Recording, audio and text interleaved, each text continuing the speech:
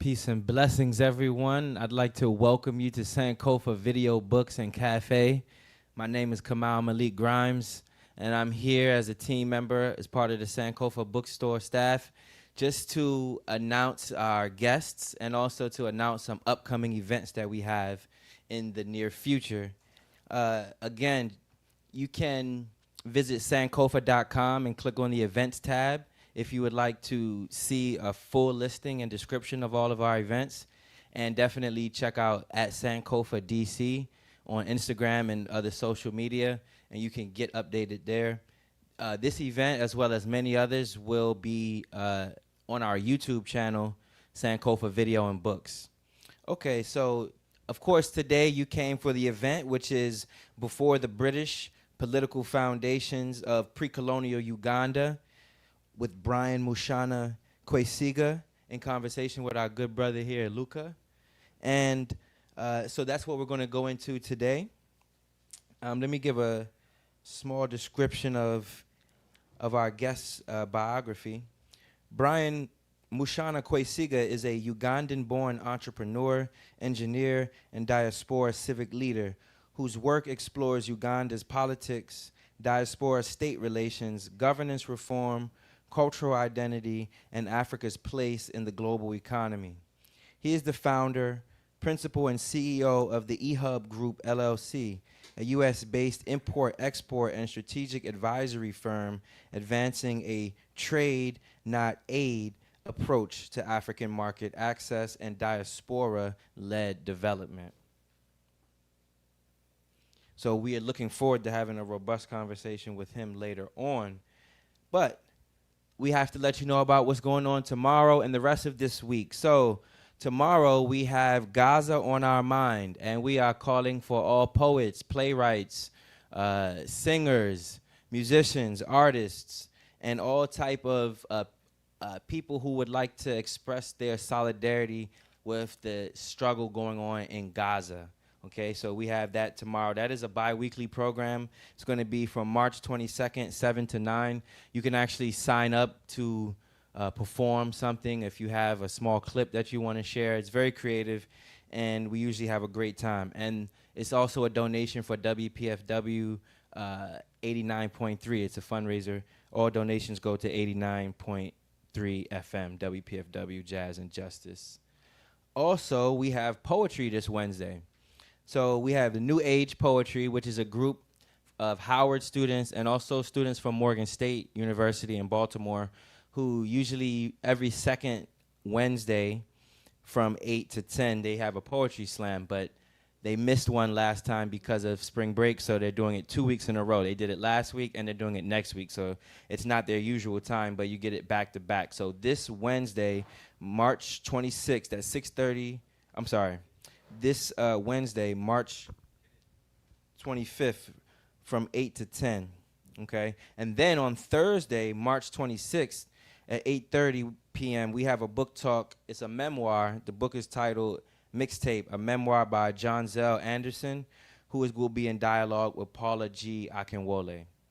And then on Friday, March 27th, 2026, from 6:30 to 8:30, we have Laboring in the Shadows, Precarity and Promise in Black Youth Work. With Bianca J. Baldridge in conversation with Brendolyn Anderson. That should be a very good conversation around the value of youth and work. You don't hear that often, but it's very, very interesting. Definitely check that one out. So we have also on the 8th, not the 8th, we have on April 16th, we're jumping ahead here because this is kind of a bigger event that we want to highlight. We do have some events in between this, but on April 16th, we have a film screening, and it's going to be a discussion with Dr. Greg Carr from Howard University's Africana Studies Department, and the documentary is called How to Build a Library. All right, and that's going to be April 16th from 7 to 10. And then another pretty big event that we're going to have on April 24th from 6:30 to 8:30 is 1,000 Ways to Die, the true cost of violence on Black life in America. And that's going to be a discussion with Pulitzer Prize-winning journalist Tremaine Lee, Friday, April 24th, 6:30 to 8:30. So without further ado, I will pass the mic off to my good brother Luca here, who will introduce the event and today's guest. So thank you, and check out sankofa.com to get all the details. Appreciate it. Thank you, brother. And thank you to all of you for being a part of this conversation tonight. We know there's 1,000 places you could be tonight. We're very, very grateful that you are here. My name is Luca. I'm part of the 625 movement, which is an organization of Kenyan and African activists and organizers who are really exploring solidarity between Africa and other liberation movements across the globe. Sankofa has been a home and a partner with us on a number of events that have been really helpful for us in interrogating our history and the roots of our struggle and what that means for the future of liberation movements on the continents. And this conversation tonight is really a part of that, an ongoing series. We have hosted Kenya on Our Mind series. We have been parts of conversations on Haiti on our mind, and we're now broadening the scope to really look harder at our neighbors in the East Africa region, and we're very fortunate to start a conversation on Uganda today. You've heard a little bit about our guest who we've invited to be a part of this conversation. Please welcome Brian Mushana Kwesige.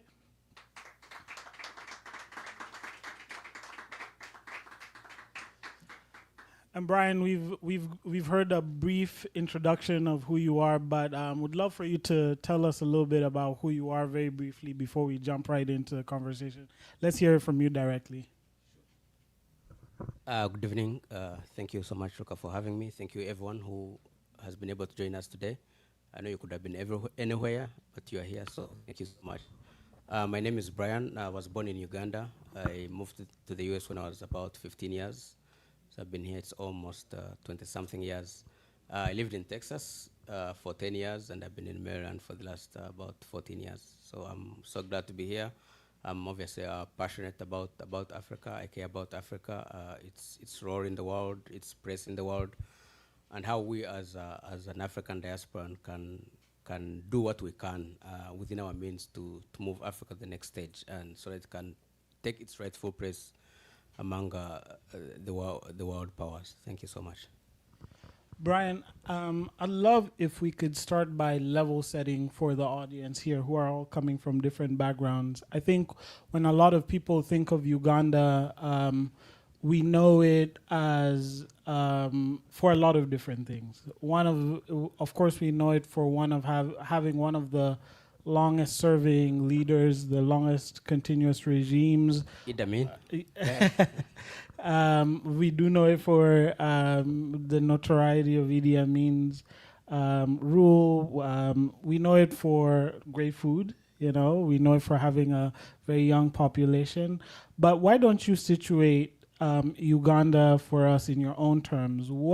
How would you describe Uganda to someone who has never been there, someone who has never interacted with it or with its history? I would say it's a neighbor to Kenya.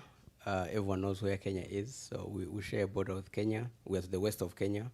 We're the right of DRC Congo, which has a lot of minerals, which is where Trump is interested in. We're to the north of Tanzania, and the south of South Sudan, and to the northwest of Rwanda. But really, to straight Uganda geographically is many of you here have heard of the River Nile. You've heard of how it was the baseline for the Egyptian civilization. What many people don't know is that the River Nile, the source of the River Nile is in Uganda. And that's how colonialism came about. That's what brought the British to Uganda. They came in search of the source of the Nile. The source of the Nile had been one of the wonders of the ancient world. There used to be a Latin saying that something is as mysterious as the source of the Nile. And different empires and different civilizations, the Greeks, the Romans, were all trying to find the source of the Nile. And that is what eventually brings the British in the late 19th century to Uganda, and that's how we end up where we are. Absolutely, and Lake Victoria is a geographic asset that we share as neighbors. It is the largest lake in Africa. There's an economy that's emerged out of it, and as you point out, and that dovetails right into our conversation, it was a point of interest for British exploration of Africa. But before we get engaged into the British incursion into East Africa, I think something that's also really interesting about Uganda is its pre-colonial political organizations. In Kenya, where I'm from, the structures were often very decentralized. There was councils of leaders, clan-based, but the monarchy, the kingships in Uganda, which were not the exclusive form of rule, but is a distinct feature about Uganda, is something very interesting to the outside onlooker. But could you paint the picture broadly for us what political organization looked like in Uganda before the British intervention into the area? Yeah, sure. So the territory that we now know as Uganda is obviously a creation of the British. But before the British came, there were people who were already in those areas. There were political structures that already existed. And I think one of the predominant entities that existed was the Buganda Kingdom, from which the country derives its name, Uganda. Just before then, or its neighbor to the northwest was Bunyoro Kingdom, Bunyoro Kitara. And just before then, there was what was called the Bunyoro Kitara Empire. It extended all the way to modern Congo, to the west, and northern Tanzania, and northern Rwanda. And Uganda used to be part of that Bunyoro Kitara Empire. So when the empire collapsed, you had small state-like states that emerged, the same way how after the Soviet Union collapsed, you have the Ukraines and the Georgias emerging. So when the Bunyoro Kitara Empire collapsed, you have these smaller states that emerged. You have Buganda and then Bunyoro, which were the great rivals that emerged. And that is mostly in the central and southwestern part of the country. But for the other parts of the country, in the northeast and the eastern, you also had something that's very similar in Kenya. You had chiefs, you had lineages, you had clans-based systems. So they were not centralized kingdoms per se. I think I've been seeing a slide of the Karamojong. They are like the cousins of the Maasai in Kenya. Yeah. Before we move away from the monarchies, the kingdoms, which obviously continue to play a significant role in Uganda's present-day politics through colonialism to today, I think when a lot of people hear about monarchies and kingdoms, you think of the European-style monarchy where you have a king and then the oldest child of that king inherits their titles after the king passes away. From my understanding, the Ugandan kingdoms, Buganda kingdom looked a little different from that in that there was still some form of a legislature, a parliament that made a selection of the king who would inherit the titles from the sons of the king, the Lukiko or something to that effect. Could you talk a little bit more about what that system looks like? If it's not just assumed that your oldest son inherits your throne and your title, what does it look like to have an alternative where there is some form of a selection process for an inheritor of a kingdom? Right. So actually, what you just mentioned, where the Luchiko chooses the next king, is an invention of the British. I think if you read about there was a 1900 agreement that the British signed with Uganda. So they put that clause into Uganda's constitution. What is true is the king used to choose who the heir was with the consultation of a council of elders. But that was a council he could fire at any time. When the British came, they entrenched that into law. And part of that was because around 1895, there had been a king, King Mwanga, who had resisted British colonial rule, and he had been exiled on the Seychelles Island in the Indian Ocean. And as a way of clipping the Kabaka, or the king's powers, was they wanted a Luchiko parliament, which then chose the Kabaka, the king, as a way of neutralizing the Kabaka's powers. And then of course the Luchiko, where Buganda had a representative council, the Luchiko was never entrenched in law. So the British entrenched it in law, and partly the people who were being elected to the Luchiko were the landed gentries, whom the British had a say in who made it to the Luchiko. I see what you're saying. So this was sort of a corruption, an aberration of what the process had looked like before. Right. Could you tell the audience a little bit more about what the Kabaka means to the Buganda kingdom? What role did he play? How would you compare that to what most people think of when they think of a king? So in Uganda, for example, one of the things the British changed was they changed the rules to and gave land to a certain elite who were really colonial collaborators. Before then, land belonged to the people, but the king held it in trust. What changed with the coming of the British is that land was privatized. So you had now individuals being given land, obviously in exchange for them supporting the British. So that is one change. So, but I think Buganda Kingdom, they're very loyal to the king because he's seen as, I think the current king is, I think the 39th or 40th in lineage. But earlier to what your point you made about the way successors were made, usually the firstborn doesn't become the king. He's called, I think, Chiwewa, because as a way of protecting him from would-be rivals. So who the king chooses to become the heir is held in as a secret, as a way of protecting him, and that feature of Uganda is unique in the region, and it helped Uganda avoid many of the succession wars that used to engulf the region. Another thing I think which is different in Uganda was, so even in the neighboring kingdoms, you usually have what you call the ruling clan, right? You have to be descended from this lineage to rule, so, and then you marry from that same clan. But in Uganda, the Kabaka used to have, of course, many wives from all different clans. And so the Kabaka takes on the clan of the mother. So in that sense, because your mother didn't have to be from the loyal clan, so any clan could produce, quote unquote, the king, since the mother could be from anywhere. And I think what that created was a population that is deeply loyal to the Kabaka, because any of them could trace at one time a Kabaka whose mother came from their clan. So you're saying that because, of course, this is a polygamous society, the Kabaka has many wives from different clans.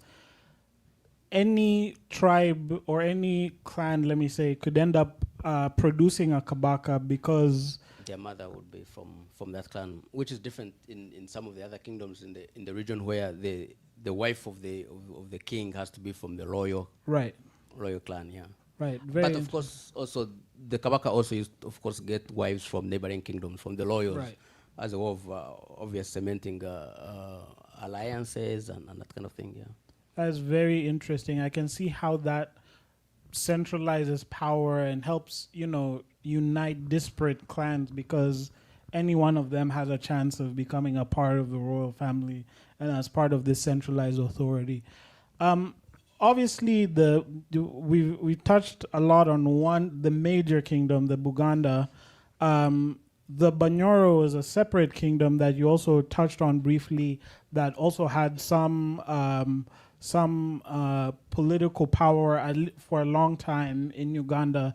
But these are not the only communities that existed. Could you tell us a little bit more about the lesser known tribes that ended up being a part of this political calculation as before the British come into play in Uganda? Right. So the 5 kingdoms in Uganda, you had the Busoga kingdom, which is the east of Buganda, and then you had Bunyoro, then Toro, and then Ankole kingdom. I said 5, those are 4. And then so the other peoples of Uganda were most about, like I said, mostly led by chiefs or lineages, and that is northern Uganda and eastern Uganda. So you have the Acholi, the Langi, those are Luos, very related to the Luos of Kenya. Right. You have the Kalamajong, the northeast, the cousins of the Turkana. That's where a lot of cattle rustling traditionally happened. Then you have to the northwest, you have the Madi, with their close cousins in South Sudan and that kind of thing, yeah.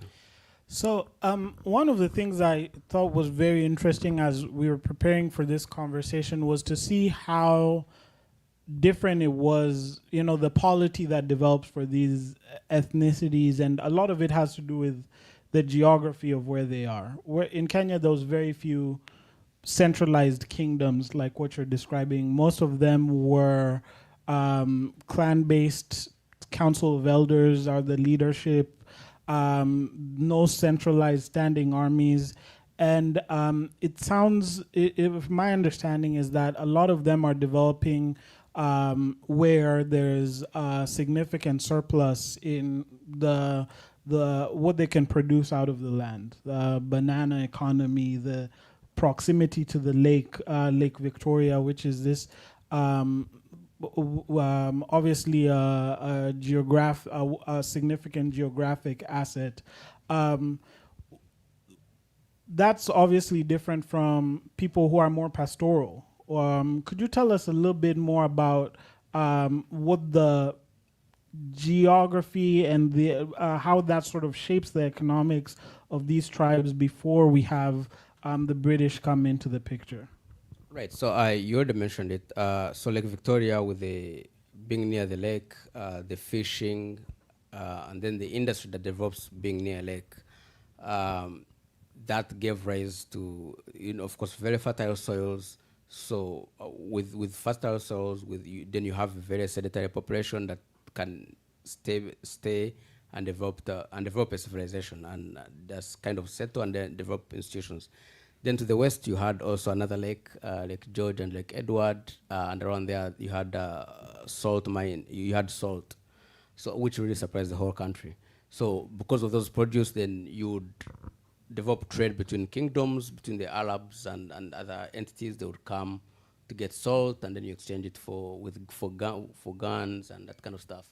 And I think that barter trade, one entity exchanging for what they have for what they don't have, then begins rise into these empires and kingdoms and the struggle for power and the struggle for resources. And then, of course, you have game reserves. Therefore, ivory. The Arabs were coming trading in ivory, and that kind of thing. Yeah. So I think one of the things that is really interesting in this picture we're painting here is that these different forms of governments either make it easier or harder for foreign powers to intervene. What we saw with our more decentralized structures was that, if a European power is coming in and trying to close a treaty or take over a community, it's very hard for them to find one person that they need to convince, one person that they need to sign a treaty with.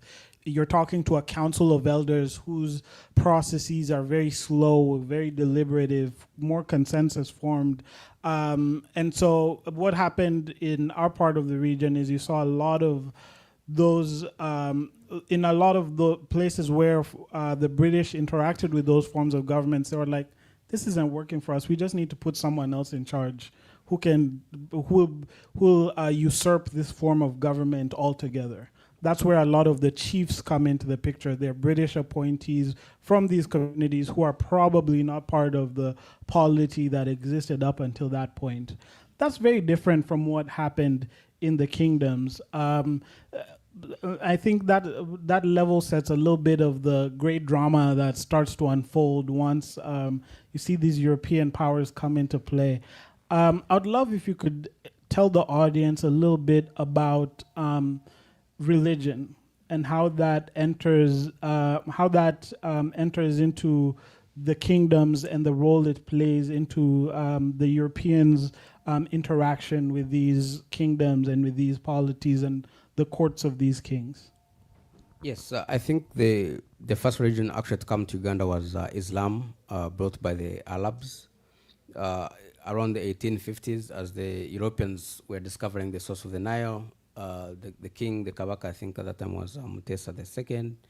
He encounters Henry Stanley, and I think, being that they were people from different civilizations, different cultures, perhaps they both found something to admire about the other. So the Kabaka asked him to send more Europeans as teachers, as missionaries, and spread whatever he had from Henry Stanley. So the Kabaka actually does write a letter to the Queen of England to send more missionaries. So missionaries actually come to Uganda, and they are welcomed. So they are not resisted. They are welcomed. But at that time, Buganda has a very intense rivalry with Bunyoro. So, and when the Europeans had tried to approach Bunyoro from the north, from Egypt, they had met resistance from Kabalega, the king of Bunyoro, right away. So they go through Buganda, and they are able to play the rivalry off of each other. So they sign agreements with Buganda, and they ally themselves with Buganda. Buganda basically becomes a collaborator of the British, or a partner, as they saw themselves, and they attack Bunyoro, and they disseminate the kingdom, which really, in modern terms, it's a genocide. Because when you compare the population that Bunyoro had just as the British were coming, and a few days later, they never recovered up to now. And in exchange for that, they divide up the kingdom, and they give the land of Bunyoro to Buganda, as I guess as a thanks for having collaborated with them. Now, what that does is it sets Uganda up for its post-colonial problems, because as part of as Uganda was negotiating for independence with the British, part of what was needed to be resolved was the status of that land that had been given from Bunyoro to Uganda. And the British, and together with the Ugandan delegations, they had agreed that they were going to carry out a referendum over that land. And after independence, they did carry out a referendum, and the people chose to return back to Bunyoro. The only problem was that the president of Uganda, the head of state, was the Kabaka of Uganda. So he could not sign the proclamation giving away his kingdom back to Bunyoro. It's like, my ancestors died for this land. How can I, even though as president, he was supposed to honor the results of the referendum. So he doesn't sign the proclamation, and his executive prime minister at that time, a gentleman who was from the northern of the country, Apollo Obote, signs it. But then that rivalry, they were in the same political party. So the rivalry between the two individuals then sets up the country a few years later for what became a constitutional crisis. Because the Kabaka now begins amassing guns and armor to try to overthrow the government, because the capital city is in Uganda, so he had actually told him to take his capital city away from the kingdom. So the prime minister does a preemptive strike, and he attacks the Rubiri, the palace. And of course, the Kabaka flees into exile, into England.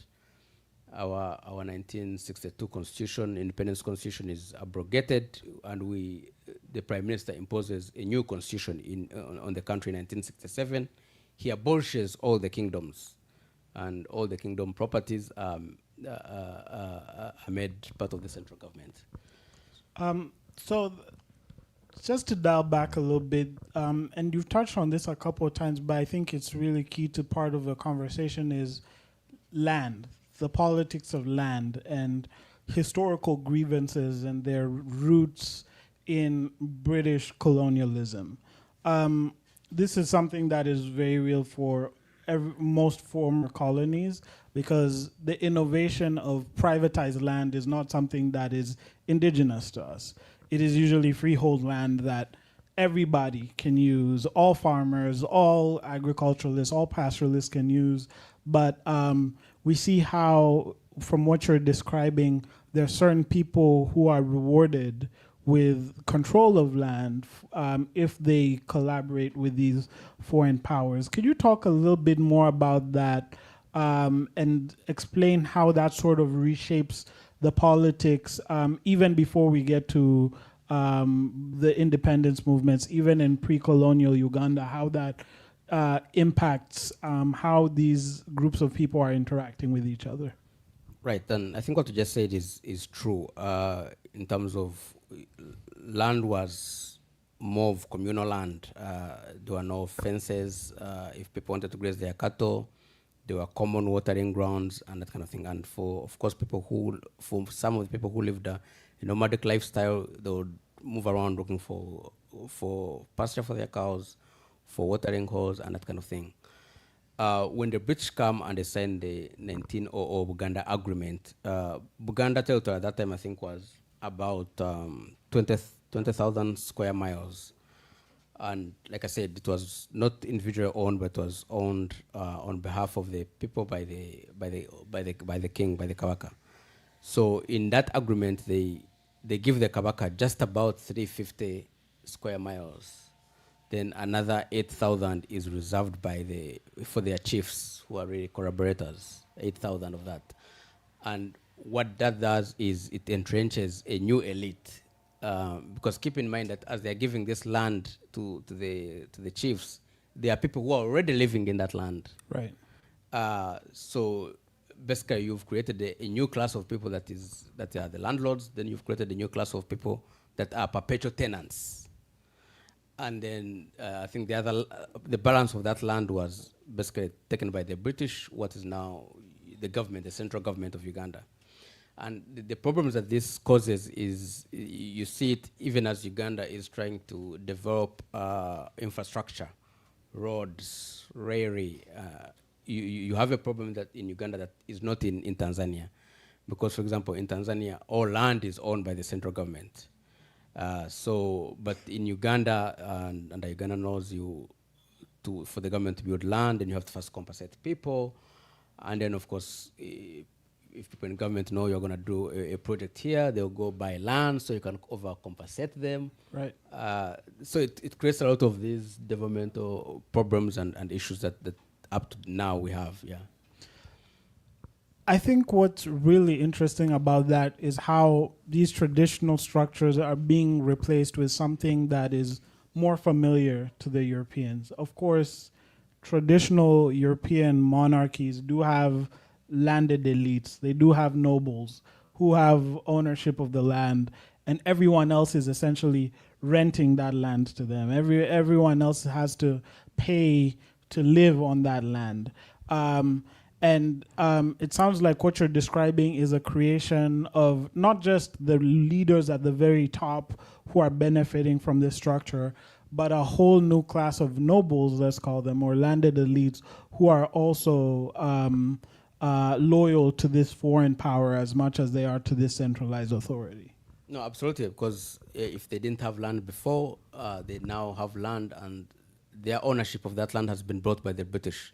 So there's a certain loyalty they have to the British. And when Kabaka King Mwanga and Kabaka Kabalega and Omukama or Kabaka Kabalega were resisting the British, actually one of the people who handed them over, who was hunting them, was the chief of Uganda. Mm-hmm. So his loyalty was to the British, right, who had made him wealthy, as opposed to the Kabaka whom he was supposed to be serving. I think that is some of the dynamics that were at play as the British came and as Uganda tried to resist or to acclimatize themselves with the new situation. I want to get to a little bit more about how they were able to leverage that new class, that new aristocratic class that's been created. But one of the things I found interesting as we were preparing for this was Kabaka Mwanga, obviously, who has some fame and notoriety as well. Could you tell the audience a little bit about why this member of the royal family starts out at least with some level of relationship or reverence with the foreign powers his father is invited into the kingdom, but obviously something changes dramatically that pushes him to resist. What were the seeds of resistance for him? Yeah, so I think Kawaka Mwanga, Buganda Kingdom had started out as collaborators, but I think they did not fully appreciate, I think, the new forces that were at play. And as time moves on, as the Kawakas try to reassert their power the way their forefathers had,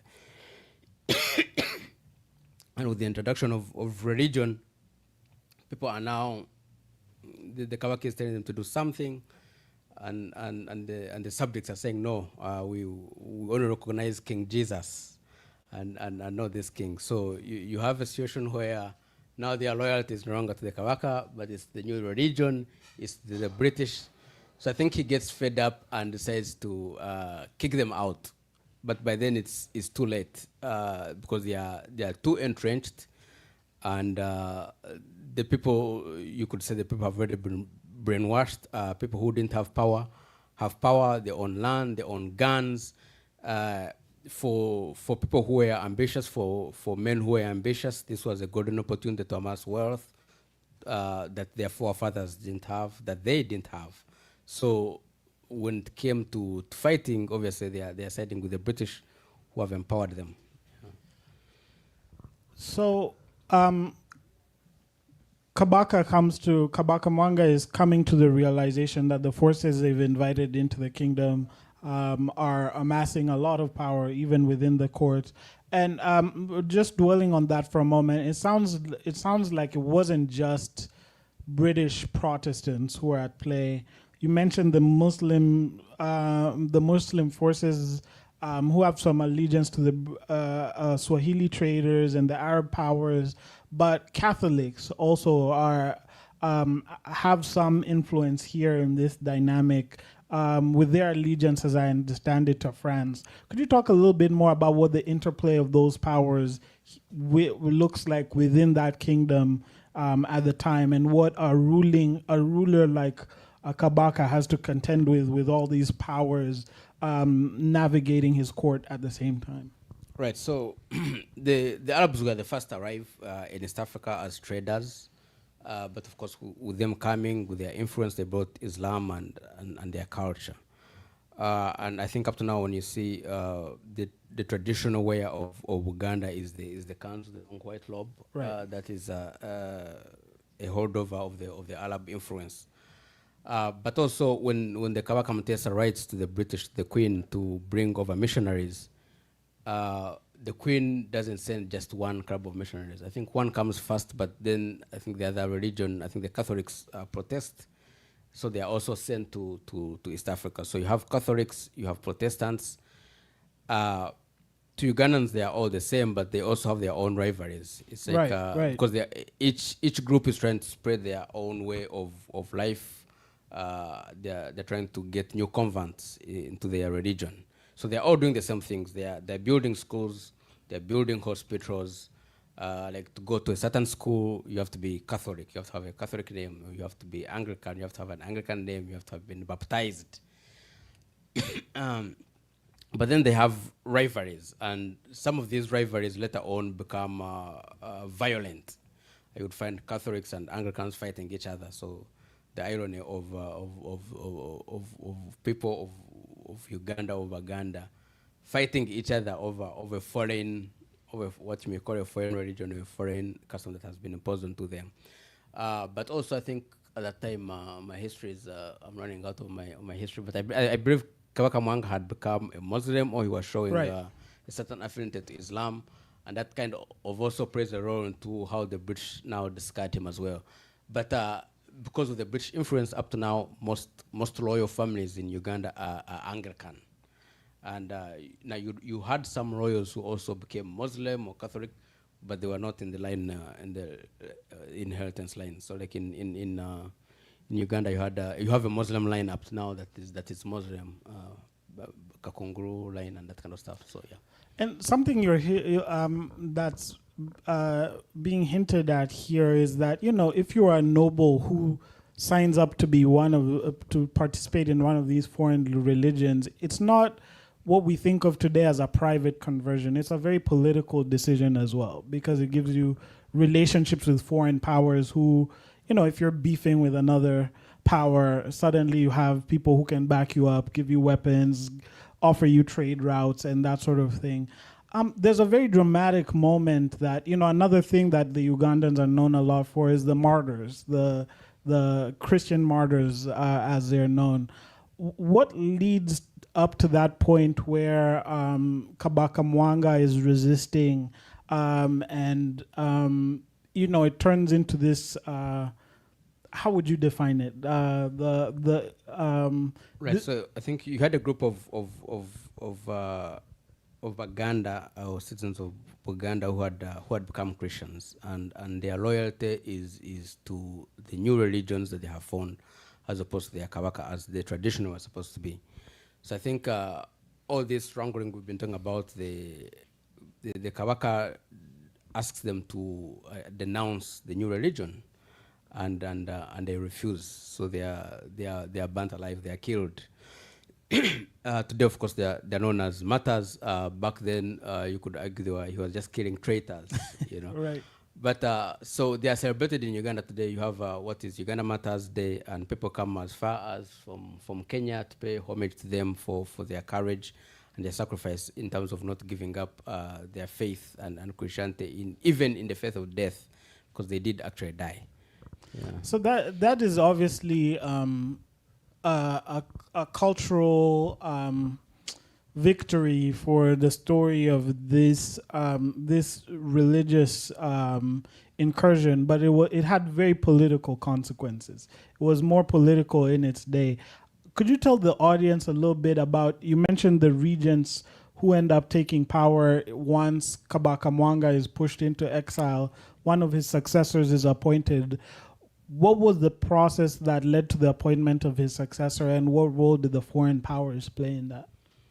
Yeah, so I think you had several different entities fighting each other for influence after Kabaka Mwanga is deposed. So Mwanga and Kabarega were deposed and sent to exile in Chester's Island for, I think, 20-something years. And I think Kabarega dies 23 years later on his way back, as he's nearing, he dies in Obusoga. So when Mwanga is deposed, they install his infant son, who is, I think, 3 years, 4 years, Daudichwa, as the king. Obviously, they appoint regents to help him run the kingdom. But in essence, obviously, they are making the decisions. So you have now, I think there were 3 powerful chiefs who are basically running the kingdom.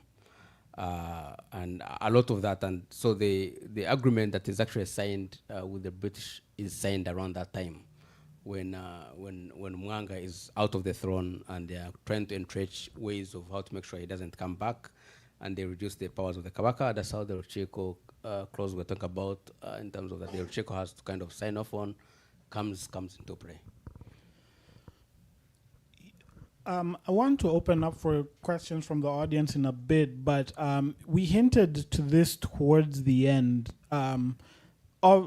Throughout this whole story, we've been exploring the Baganda, this powerful kingdom, end up endearing themselves to foreign powers for their benefit. It gives them some dominance in the region, allows them to take on their enemies, but it ends up being sort of a gilded cage for them, because they realize the powers they've invited, those actions have consequences, and now other foreign powers have much more power within their kingdoms than they ever imagined. You hinted at the problems that causes when we jump into the independence era of Uganda. And I think you got into it, but if you could just slow it down a little bit for the audience as well. How is it that Milton Obote, and not someone who is not Buganda, who is not from the Buganda kingdom, ends up being the first head of state, and what tensions are they navigating in the independence movement once this kingdom has to interact with a nationalist movement that isn't necessarily beholden to the kingdom that has had dominance for so long? Right. So actually, the first head of state was the Kabaka. He was the president in the same way how in the UK you have the queen or king. He's the head of state, but he's also a monarch. So that was kind of the model that Uganda took on. You had the Kabaka, who was the king of Uganda Kingdom, but he was also the head of state, and then you had an executive prime minister. So kind of inherited the British model. Obviously, that gets discarded later. But what happens is Milton Obote is from northern Uganda. He's a Langi, and just as Uganda was about to become independence, Benedicto Chiwanuka, who's from Buganda, he's actually elected Uganda's first, I think he was called a chief minister, but prime minister. This is just before independence. But then he's more of a nationalist leader. And because he's a nationalist leader, he does not pay allegiance to the Kabaka, even though he's a Muganda by ethnicity. And on top of that, he's Catholic. And the ruling family, the monarchy in Uganda is Anglican. So the Kabaka and Uganda's region actually don't support Benedicto Chiwanuka as we head to independence. So they form an alliance with someone else, with Milton Obote, who's from a different tribe, but same religion. So Obote's party at that time, I think it was Uganda National Congress, and a party that was called Kabaka Yeka, they form an alliance. So as Uganda heads into independence, Benedicto Chiwanuka, who was with the DP party, a Democratic Party, loses that election, and Obote becomes prime minister. But it's really a marriage out of convenience. They don't have much in common, other than the fact they didn't want Benedicto Chiwanuka to become prime minister. So they don't have much in common, and sooner or later those differences come apart, because Obote is also more of a nationalist. He comes from a place that they don't have kingdoms. So you have both nationalist and what you may call traditional tendencies within this new alliance. And the fight for power between the Kabaka and Obote comes to a head with what I said earlier, which is the attack on the Paris, on the Rubiri, and the Kabaka freeing into exile. And then that sets Uganda up for the post-independence turbulence that we later got to have, because the person who led that attack on the Paris, the military officer, was Idi Amin. Right. Yeah. Right. I mean, there's so much to talk about. We'll definitely get into that independence era at a future version of this series. But I would like to round out the conversation broadly in your perspective. The kind of dynamic you're describing, where these rivalries, these contentions that have their these resentments and grievances that have their roots in colonialism, making the project of statehood very difficult for these young nations, is a story that is familiar to every colony, to every country on the continent. Could you talk a little bit broadly about how those grievances have formed or underlie the politics of Uganda today? How do you see those historical grievances bearing their head once again? You mentioned the land issue obviously was a major one, but how do you see that playing out in politics in Uganda today? Well, I think one of the quote-unquote unresolved questions, I think as we head into independence, you have the issue of the lost counties between Bunyoro and Buganda, where they later vote to go back to Bunyoro, and then the effects that had on the politics of the country. Hey, could you explain to the audience what the lost counties were, how those came to be? So, like I mentioned before, when Buganda made its alliance with the British, it signed up to be a protectorate of the British. So the British pretty much preserved the kingdom and the Kabaka and his powers, only that now he was answerable to the Queen. But by and large, his structure and powers, while reduced, diminished, it remained intact. That is not the case in the other kingdoms. So, in reward for Uganda allying with the British, they give it almost half of the territory of Bunyoro. So that is what Bunyoro calls the lost counties. So after independence, they have a referendum. The land historically belonging to them is now Bunyoro. given to the Uganda kingdom. Right, as a reward for joining with the British to defeat the Bunyoro. So but the land in question is much bigger that they get. So not all of it goes back to Bunyoro. Just some counties go back to Bunyoro. But so you have that grievance as well. But then even as we head into independence, the constitution that we inherit, that is negotiated with the British, greatly favors Uganda more than other entities. For example, it was only in Uganda. So like the whole country elects a parliament, but Uganda's parliament was not being elected by the citizens of Uganda. It was being elected by the parliament of Uganda, by the Ruchiko.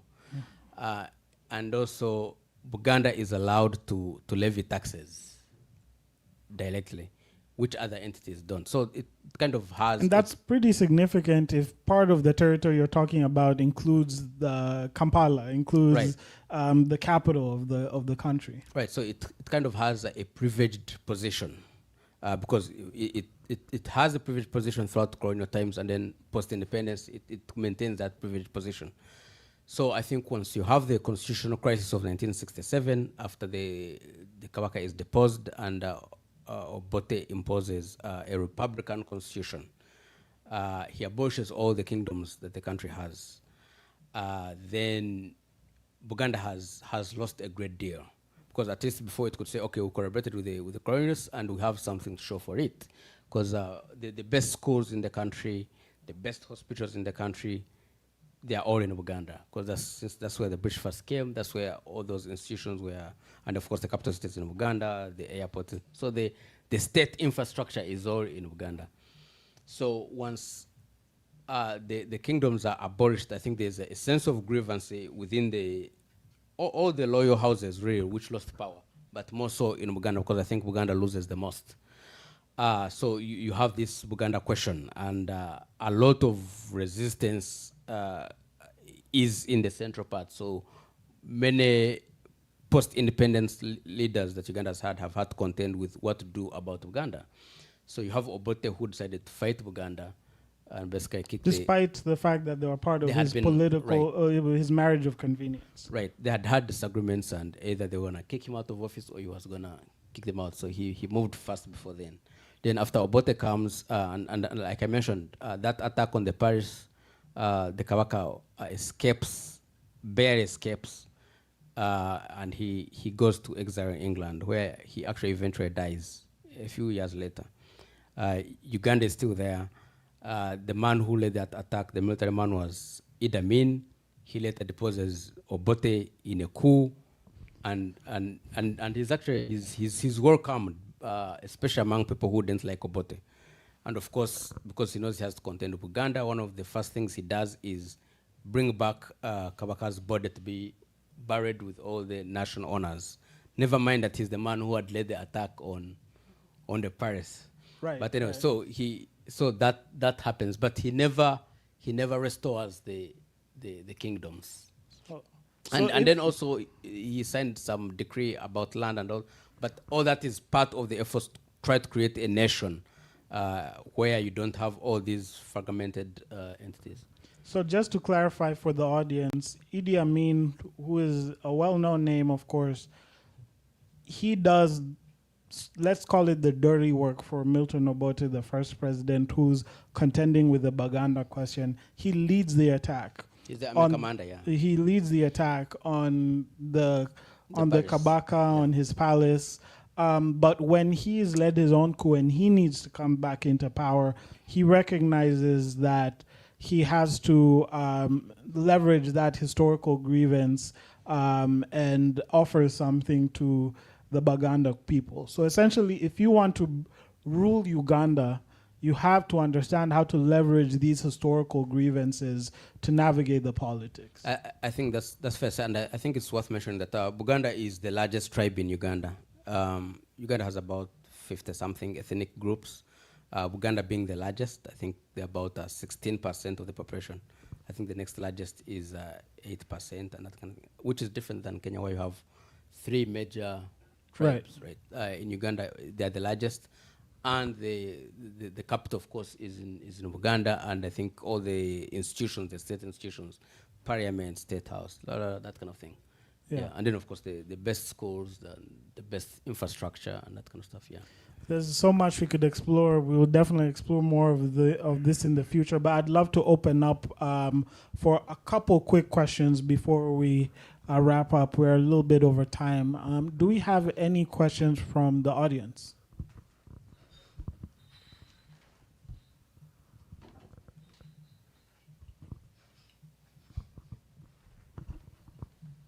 Hello. Hi, my name is Matthew. I'm a student at American University. I remember how you mentioned near the beginning that Uganda's land was owned by a king, sort of as a trust, but sort of sold by the people. And so this is making me ask, did Uganda's economic system in like the pre-colonial era operate like a feudal society with fragmented markets and little intermarket competition? Or did it function more like a semi-planned economy where clans would work together to meet the needs of the kingdom? That's a difficult question. And people are free to correct me if I'm wrong, but I believe what existed in that time was mostly barter trade. So people used to put different groups of people, whether it was based on clans. So like some clans were blacksmith. They would produce spears and that kind of thing. Some people produced backcloth. And so people would tended to exchange their goods with each other, with the different communities to get what they didn't have. And I believe they used to pay tributary to the king. Out of your produce, a certain percentage, you give it to the king. And some of the weaker vassal states around Uganda used to pay homage to Uganda as well. So as a way of maintaining your quote-unquote independence, or your independent chiefdom, you recognize the Kabaka as basically above you, so to speak. I guess the clearest example I can give is you have the US now, and then you have all these entities. All these countries, small countries around, they're independent, but they're not gonna antagonize the US very much. So the US can have bases there, they can do whatever it wants there, but they are quote-unquote independent, but they're really more like vassal states for the US, or like what's happening in the Middle East now. You have all these Arab countries, Qatar and all that, they're independent, but they really are depending on the US for protection. They buy their military equipment from the US. The economic system is deeply tied to the Western world, yeah. And if I could add real quick, I think a defining feature of feudalism is you don't own the land. You have to rent the land. You have to pay the lord who owns the land for your subsistence. The early part of the Kabaka kingdom that Brian is describing doesn't function like that. But it is an innovation that the British introduced as a reward to them. They're like, hey, we know how y'all can get really rich. Is that if you privatize all the land and make sure that people have to pay to live. And I think another thing that's interesting about the Kabaka kingdom compared to anything we had is a standing centralized army. None of in our part of the region, that just wasn't a thing, but they become a formidable force alongside these other kingdoms because they do have that. Do we have one more question? We have one in the back. Yeah, just maybe one more thing I can add. So when the British come, they institute taxes on the population. They introduced a hard tax, like if you are staying in, basically real estate tax. If you are staying in a home, you have to pay tax. If you have a gun, you have to pay tax. And of course, the population will not use that kind of system. So people now are forced to work in order to raise money just to pay tax. And the British introduced cash crops, coffee, tea,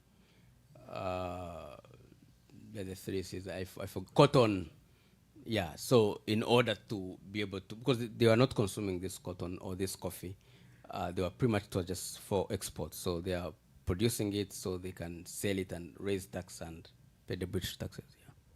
One more question in the back. Hi.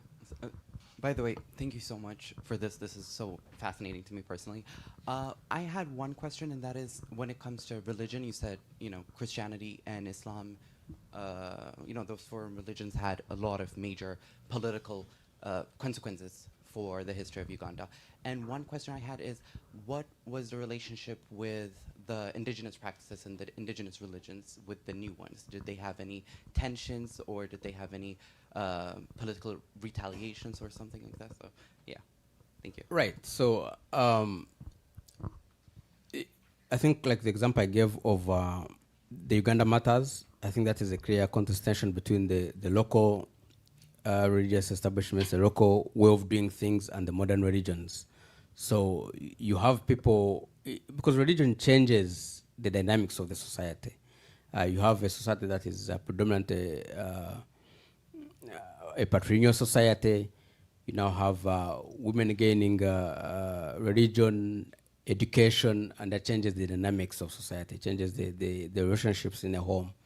And so you have situations of where people who chose for the new religion are now seen as outcasts in the society. In areas where the religion hadn't taken root.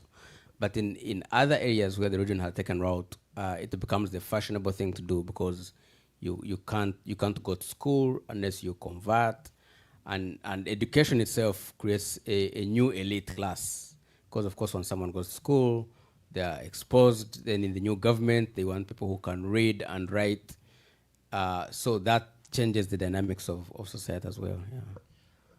Next time, I'd love for us to get into Nyabingi, the prophetess who leads. Should have got into that I now, know. I so- wish we had, but we'll definitely follow up with the next part of this series. But Brian, want to thank you so much for being our guide here in this conversation, and I'd really like to shout out our incredible host. Sankofa continues to be a great place to learn our history and plant the seeds of liberation for all of us. So thank you so much for Sankofa for our.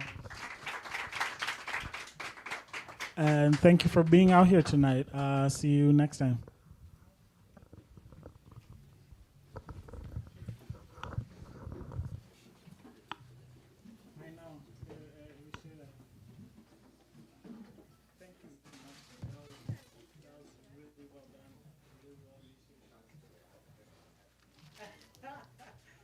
What's up, bro?